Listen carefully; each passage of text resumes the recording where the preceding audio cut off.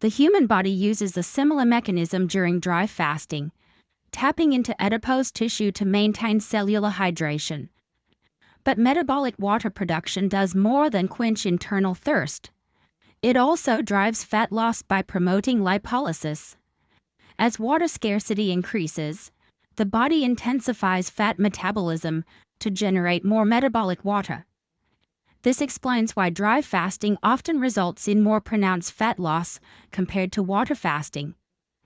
Still, you might ask, does this mean dry fasting can replace regular water intake? Absolutely not. Metabolic water is a temporary survival tool, not a long-term hydration strategy. Chronic dry fasting can deplete fat stores to unsafe levels and strain the kidneys. That's why it's essential to approach dry fasting with caution, understanding the body's limits.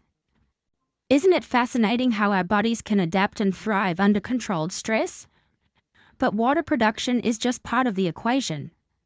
Next, we'll examine the hormonal shifts that make dry fasting so effective.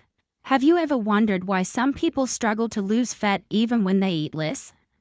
The answer often lies in hormonal imbalances. Dry fasting naturally recalibrates these hormones, creating an environment that prioritizes fat loss. But how exactly does this happen?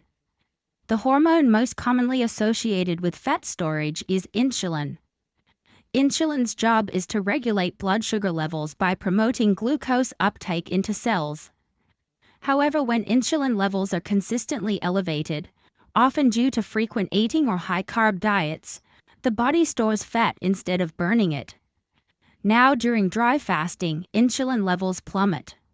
With no food intake to trigger insulin release, the body activates fat breakdown through lipolysis.